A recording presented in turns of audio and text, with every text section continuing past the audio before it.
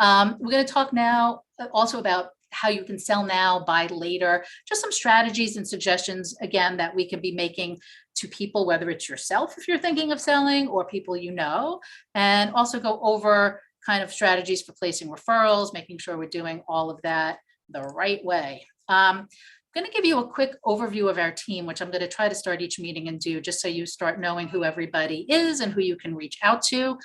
That's me. I'm Karen. Lucia is on the call with us, and she is our membership coordinator. And she is the person who speaks to people when they first want to come over and join us, and helps onboard them and get them started. Juan is our referral experience coordinator. We've actually changed some of our titles, I don't know if anybody noticed that, but because we're really going to become way more involved in helping you develop your business, as well as just place the referral. So we'll talk a little bit more about that later too. Caitlin has been helping us out during membership time. Narvis does our licensing, and Beverly processes commissions. She's a good person to know. And Brittany also helps out with licensing and all kinds of other projects that go on. So I'm going to jump right in and talk about what's happening in the market with interest rates, inventory, and I just want to make sure 5 people entered the waiting. Oh, I have to keep paying attention to admit people. Sorry, I'm going to keep remembering to admit people. What's happening in the market with interest rates, inventory, and inflation. All right. I think everybody keeps throwing this word around, which makes me a little nervous. Like, are we in a bubble? Are we in a housing bubble? Is the bubble going to break, burst, all of that kind of stuff. And I think the important thing to do is to try to put some of this in perspective, I guess, historically. And when you look at the home price appreciation over the course of, let's call it whatever, the last 65, 75, I didn't do my math on that, sorry, 75-ish years, from 1945 till now, real estate has just always been a great investment, right? I mean, you can have these ups and downs periodically and cyclically, but if you look historically over a long period of time, home values are going to go up. Now, 2008 was obviously the big crash. So that's what everybody's always worried about. Is this going to happen again? And I just want to talk about for 2 seconds what we all know already, which was the reasons that happened. It was not just random, right? It was all of that loose lending standards that were going on with the banking. It was people doing these cash out refinances and taking all of the equity in their home and going on vacation and buying jet skis and buying cars and big screen TVs and whatever, and basically just depleting all of the value in their home. And so, that became a problem. Hang on, I'm seeing if I need to admit anybody else. Hang on, admit all. Sorry, guys. So that became, part of the reason. And loans were given to people who weren't financially qualified for the loans they were being given. I don't know how many of you were kind of active back in those days, but it was kind of like, don't ask, don't tell. No income verification, no asset, no income. It was the wild, wild west. And people were just getting in way over their heads with that. The loan products that were available back then don't exist anymore, right? So all of those, no income, no asset, no verification, like all of those things do not exist in the way that they did back then. And this graph is just really showing you like all of this risky product that was part of the market from 1999 all the way to 2008. But look what's happened now. Like it's not in that same thing. The borrowers are more stable. The products are not nearly as risky, and the mortgage qualifications standards are just much, much stricter than in 2008. So the housing market as a whole is just much more stable. And if we look at kind of like the lending, this is the volume of loans that were lent to people with credit scores under 620. Now, look back in 2003 to 2007, it's not really a shock what happened back then, but look at what's now. It's just not what's going on. And that's why things are really much more stable. And if we look at the forecast of what's going on, for activity with foreclosures, again, they're at historic lows, foreclosures. And I know we have the forbearance that went on, which absolutely played into it. But like, even if you look back 2019, then going into 2020, I mean, we were still at historic lows. So the market is been pretty stable. We were recently in some meetings with Jim Weichert, who, and I don't know if any of you watched the video from Aram that we sent around, who's, the head of our company as well, pretty much calling this the top of the market. And I think what we all need to clarify is what Jim meant when he said he thinks like he's going to kind of call right now as the top of the market. Doesn't mean that it's going to crash. It doesn't mean even that there's going to be a recession.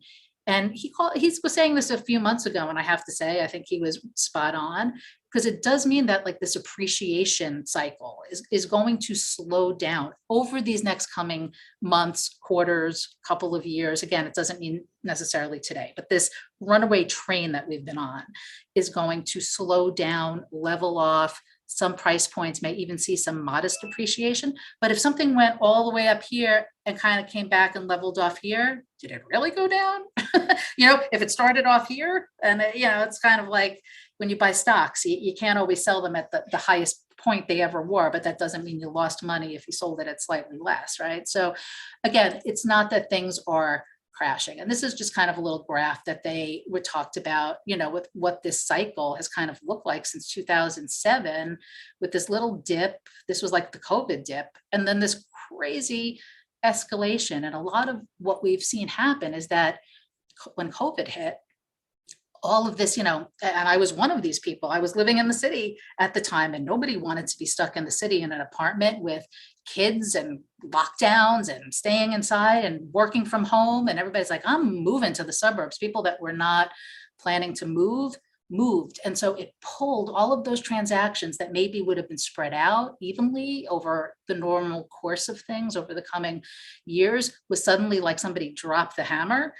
And it happened all of a sudden. So it pulled all those transactions forward, depleted the inventory, and created this incredibly unhealthy balance that we've been living with between supply and demand. So we've got all of these buyers, and then we had, just not enough inventory. And then as that demand kept kind of continuing, hang on, sorry, just admitting people. Yeah, as that demand kept continuing, everything has just really continued to get way out of balance. And then, right now we saw that dip to interest rates, that were in the twos. I mean, again, for those of us who've been around for a long time, interest rates in the twos. I mean, so people were flocking to try to buy and flocking to try to refinance their homes at that time. And again, those people are saying, yeah, I'm not leaving anytime soon because I have an interest rate at 2.5. I'm going to stay for another 15, 20 years. I'm not going anywhere now that interest rates are higher. So inventory keeps tightening, and then you had all these crazy buyers who desperately want to buy homes, and, all of that. It kind of created this intense thing. And so now interest rates are rising, and that may negatively impact buyer demand a little bit, but that's not necessarily a bad thing, I guess, is part of what I like to, oops, sorry, I think I went the wrong way. Not necessarily a bad thing, and when people are following the experts. So, I like to relay a lot of these graphs, that are coming from experts, and they're coming, and if anybody is not muted, I think I just muted myself, sorry, muting people, okay. We follow a lot of the experts, Fannie Mae, Freddie Mac, NAR, all these different, experts who are forecasting what's going to happen in 2022. So this is an overview of all of the things that people are predicting. So the average seems to be like a 9%, appreciation in 2022, which is still really, really healthy, right? And if we look at the estimates going forward, what people are saying, and again, I say people, but by people, I mean experts who are, again, NAR, Freddie Mae, all of the mortgage industry, so that we talk, still looking at this year's being pretty healthy with a 9% appreciation overall. And then exactly what Jim, I think, was saying, what Jim Michael were saying, then a leveling off, a stabilization, right? And so kind of going back to the way things were, like 3%, 4%, 3%, 4%, like different price points have different appreciation, different markets in the country have different appreciation, but not the runaway train that we have been living on since then. When people are looking at kind of this cumulative look at now till 2026, they did some of this breaking people into who were the optimists and who were the pessimists, and then what was kind of the average, right? The average of all panelists, again, looking forward over the next 4 years or so, is looking at still like a 26% appreciation happening. So, that's still very healthy, and where are we now? So we started this year at about 3.1%, and we were in the twos last year, right? So we started, and now we're at about, and of course this changes daily, up and down daily. So we're at about 5.25 on average for a 30-year fixed, which is still not a bad interest rate, but it does have its impact on buyers, especially first-time home buyers or buyers in lower price points where their income was a little tighter to start out with and maybe don't have as much room in their budget to absorb these changes, right? And so again, this is another quote: based on the current estimate for the peak Fed funds at 3.25 to 4 for the 30-year fix, will likely peak somewhere between 5 and 5.7, could go as high as 6. And again, that's kind of what experts are predicting for this year that is going to happen. But I think the thing in real world terms, when we're talking to people, family members, our kids, perhaps, who are looking, I have kids in their 20s, millennials who want to buy homes. And I'm sad that they couldn't do it last year when interest rates were 2 point something, but they weren't at that point of their life where they were ready to do that. And now they'll probably be looking in another year and interest rates may be at 6. And so that impacts how much they can afford, right? That this is a typical loan amount for a $300,000 mortgage. We're back in January of 2021 when mortgage rates were 2.73. That would have cost somebody $1,200 and change. Whereas if it goes up to 5.5, it's now going to be up to $1,700, and you're talking almost a $500 swing in a budget where your housing is only $1,700 at that top number. I mean, that $500 increase is a huge increase, right? And so it's going to hit those first-time home buyers particularly hard, I think. People who have more equity in their home, perhaps more savings, have a little more cushion to absorb these things. Maybe they're a little further along in their career and they could downsize their expectations on how much of a house they were going to buy and still be in something comfortable. But first-time home buyers are sometimes, fighting, clawing their way to getting these offers accepted. Oops, sorry, guys. So they're really having to reduce their price point, to make their mortgage affordable, because as the interest rates go up, their price point has to go down in order to keep that dollar the same that they can afford. Because really, it's not about how much mortgage they can afford, it's about how much dollar they can afford to spend a month on mortgage and interest and taxes. And so taxes play a big factor into this, what parts of the country and especially New Jersey they live in. A town like Mahwah has low taxes. A town like Ridgewood has exceedingly high taxes. And so 300, let's say 500,000 in either one of those towns is going to cost you vastly different based on the taxes. So on this one, we're looking at the change in home price. So I'm looking around my camera to see my screen. I'm looking at the change in home price from 2012 to 2022. Again, just illustrating that year over year, if people hang in, even if they're buying now, historically, if they're not looking to flip it in a year or do something really short term, historically, even if it settles, even if it just increases modestly, in the long view, historically, real estate is just always, even when you look here before all of the dips that happen, we're still up, right? So real estate is going to keep going up. And this I just thought was an interesting statistic by region, because overall the US is looking at a 15% year over year. Northeast, I almost feel like some parts of the Northeast I feel like are definitely higher than that. Midwest, but the big boon was really in the South. I think COVID and the migration to being able to work from home, and people suddenly saying, do I really need to be here? Or can I go to some of these sand states, down south? And Florida has no income, no state income tax, or all these different reasons people may move. The South went crazy. If any of you had family or friends buying in Florida, it went crazy. So average days on market was 17 days. 17 days, here in the Northeast, where that was even lower. I mean, this is the national average, in New York, New Jersey, Pennsylvania. I mean, this is saying up to 15. I even want to say up to 10. I mean, it was, if they made it through the weekend, the days on market were just up because it took them a couple of days to put it in the system. I mean, really, by the time that open houses were done, it was pretty much over. So these are the month's inventory, right? So again, looking back historically, we used to have like 6 is considered balance. When you have a 6-month inventory, you're kind of have an equal buyer and seller market. Things can move along at a normal pace. We are so low. I mean, barely over 1. It's somewhere between 1 and 2 months, depending on your market. Some it's even under 1 month. So the inventory situation is still really crazy. So the other thing I wanted to talk about was this idea of sellers being really locked into their home because they feel like they can sell, but they can't buy. And so in their minds, they're saying, I can't even put my house on the market until I find something to buy because I'm afraid I can't find something to buy.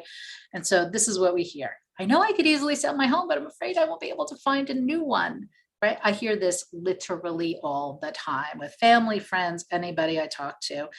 And what I think we're missing when we're talking to people is to really educate sellers, some of whom have been in their homes 20, 30 years, and maybe haven't had the experience of all of the different things that people are doing right now to get around this. I mean, there's a lot of things you could do with home equity loans and pulling equity out of your house if you have a lot, if you're paid off and just freeing up that equity. There's a lot of on the mortgage side things that you can do. But even in terms of easier solutions that you can talk to people about, and some of these are obvious, right? So let's say you sell and you haven't found where you're going to buy, say with some family or friends or at another property as a short-term solution.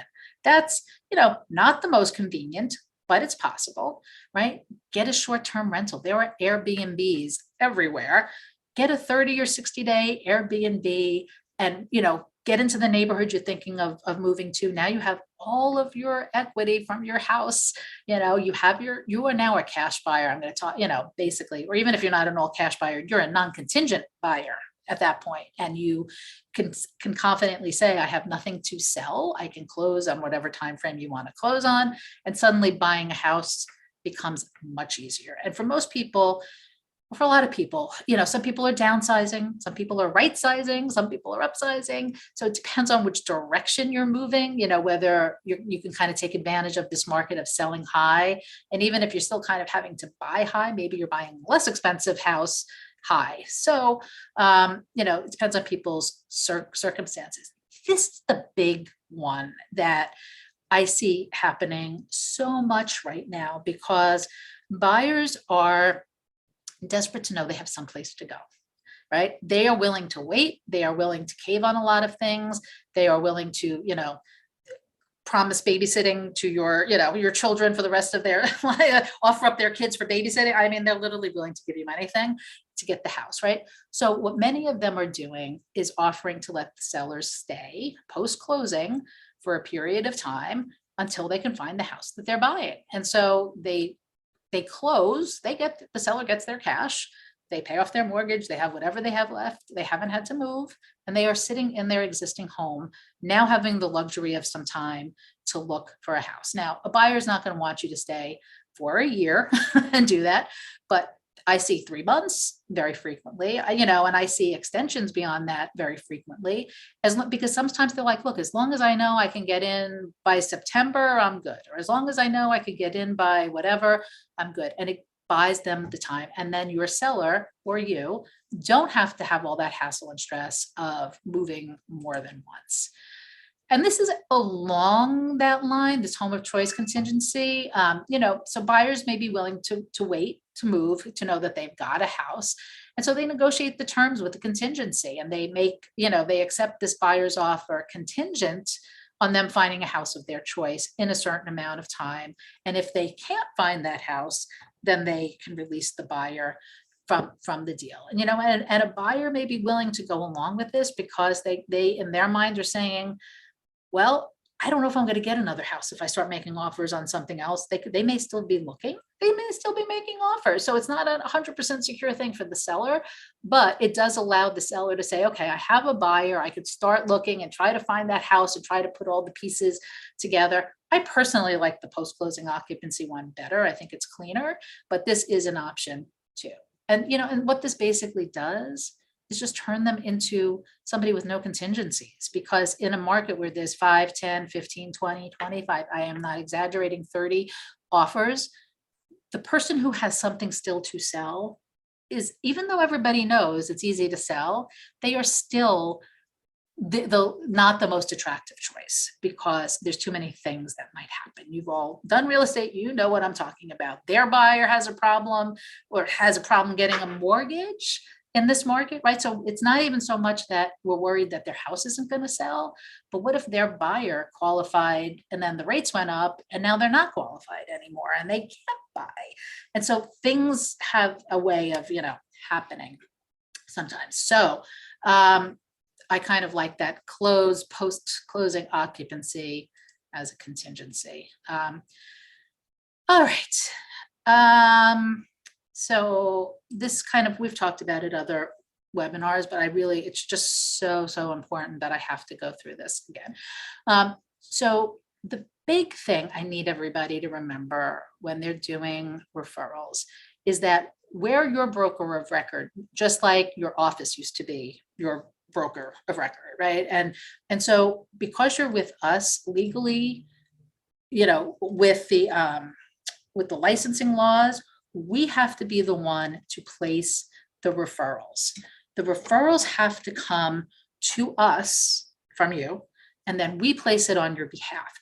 They can't, and when I say can't, I mean not just because I don't want you to, they can't and shouldn't legally go from you as an associate, a referral associate, to another company, another office, an agent, or anything. Like, it should not be happening that way. It has to come to us, right? And so there's a couple of ways to do this, and I'm imploring you with all of my heart. Please contact us at the beginning of the process. We find out things have referrals the day before they're closing. It's not good. It's not a pretty sight. There's always a problem. We're often a problem, and all of it could be avoided if you just put us in the beginning. So you place the referral by sending us the information on if it's for you, that it's for you, or for your client or your friend, family, or whoever. And if you go to weichertreferrals.com, you are going to see a brand new yellow button that says place a referral. When you click it, I'm not going to do the whole walkthrough now. I did it last time. A form pops up. Yeah, put your information in the form.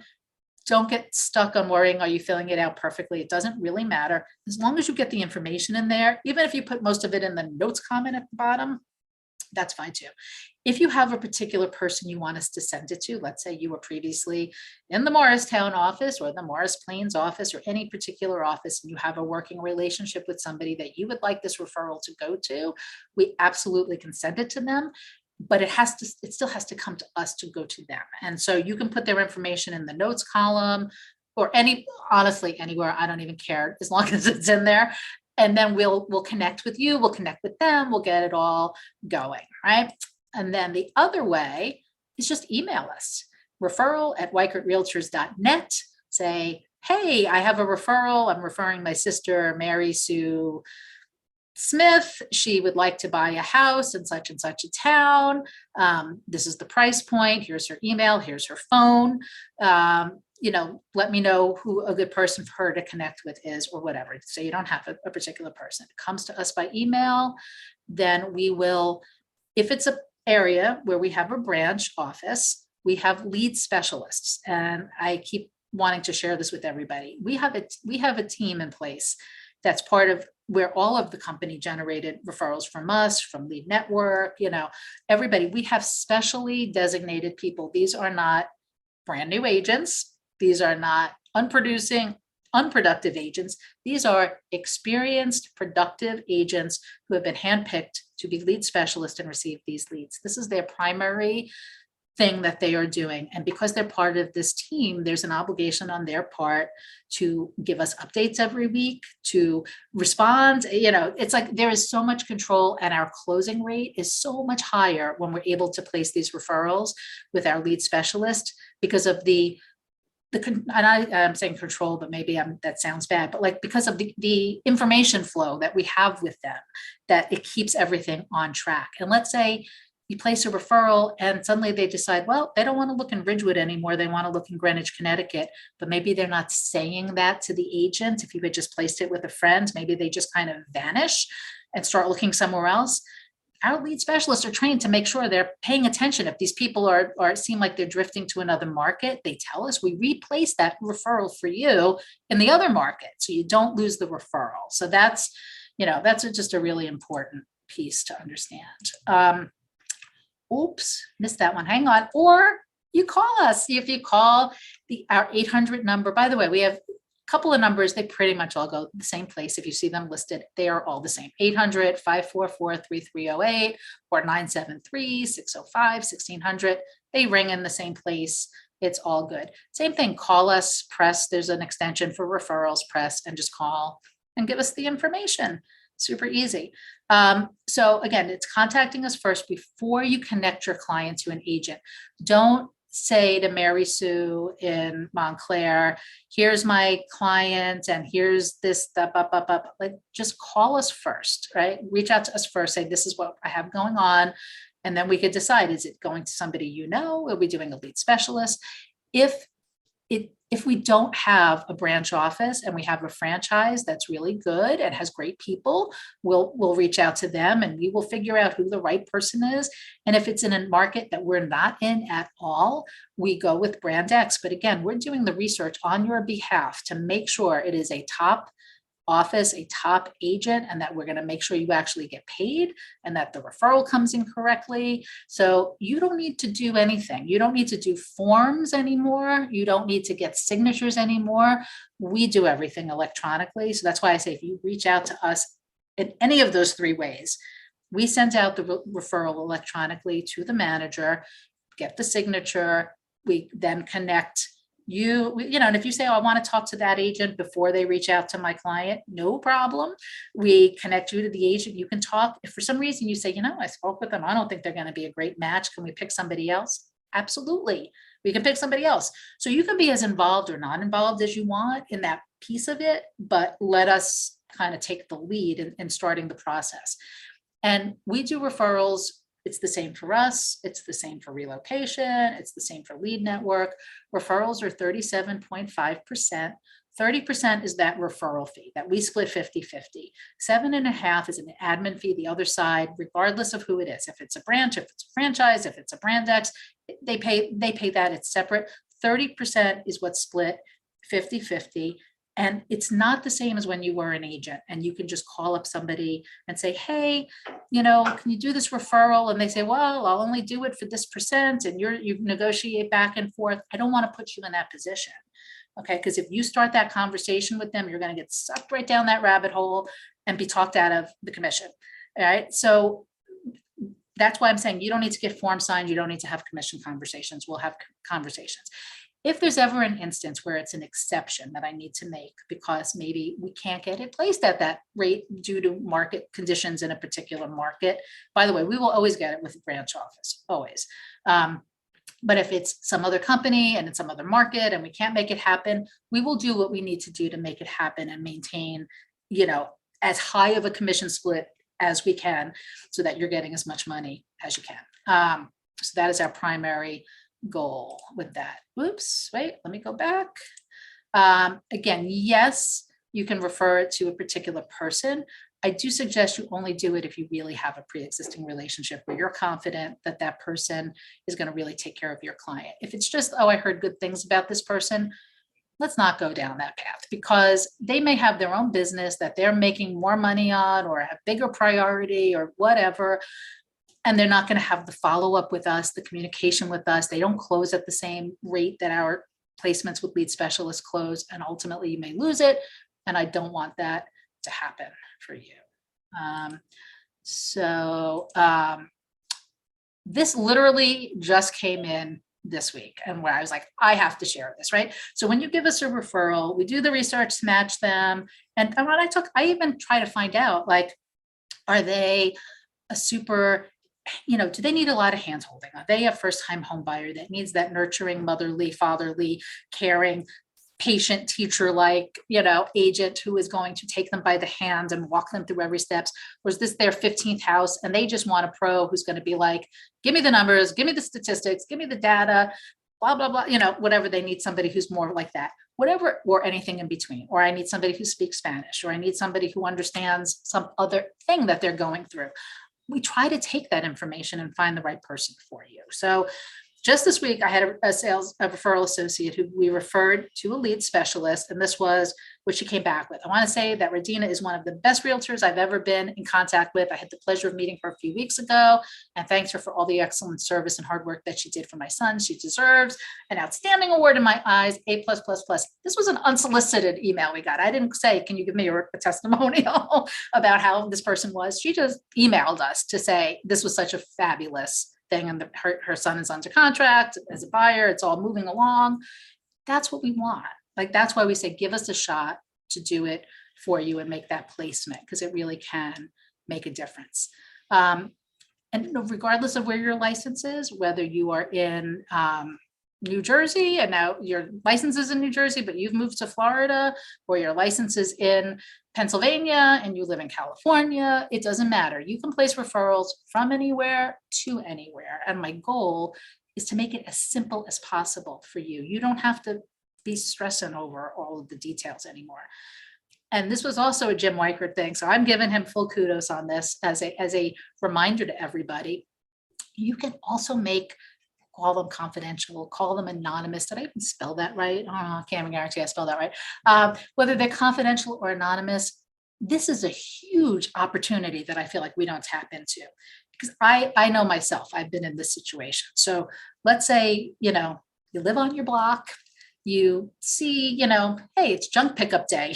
They've got everything out there. You see, they've been cleaning out, hauling out, doing all kinds of stuff. You speak to some other neighbor, and they're like, oh yeah, Bob and Sue, they're putting their house on the market next month. They've been talking about moving for a long time. You don't actually know Bob and Sue. You just live down the block, and you now know that they're thinking of moving. If it was me, I'm being honest, I'm not going to feel comfortable going knocking on somebody's door that doesn't know me and say, I hear you're thinking of moving. Would you like me to refer you to, if you can do that, great, more power to you. I know most of us would not do that.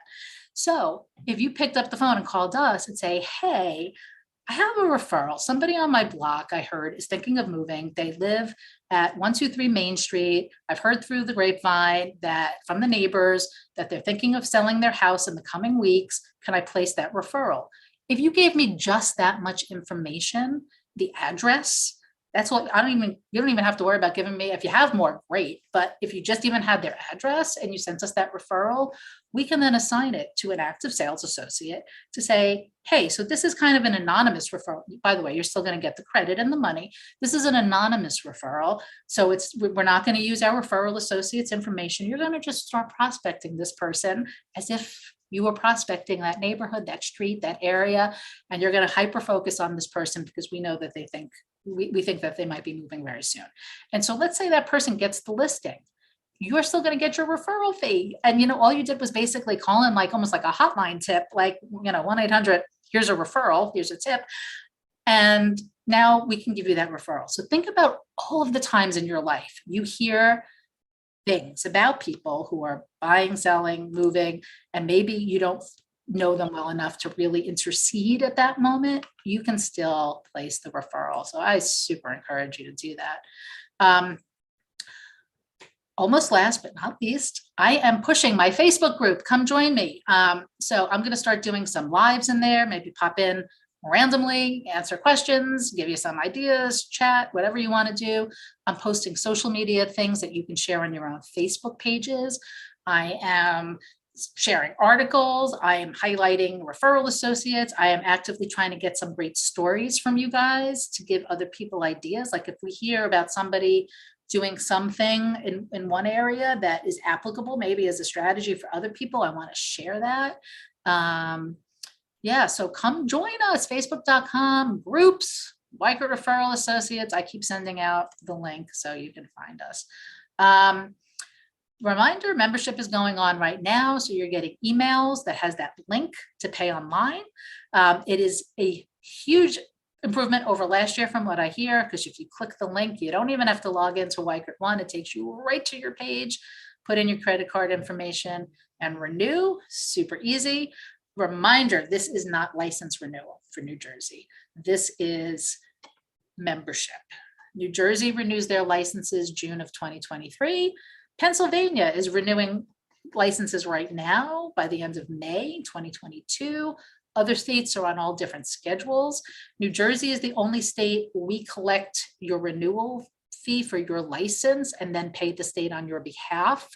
All of the other states, it's my understanding, and maybe I'm missing one or two states randomly, but all of the other states you have to log in onto the website, the Real Estate Commission website, and pay your renewals whenever that comes up, which is not now for most states except for Pennsylvania. So we are also doing agent spotlights. So this month we featured Christina. I would love to feature people every week and post it on our Weichert Referrals Associate page.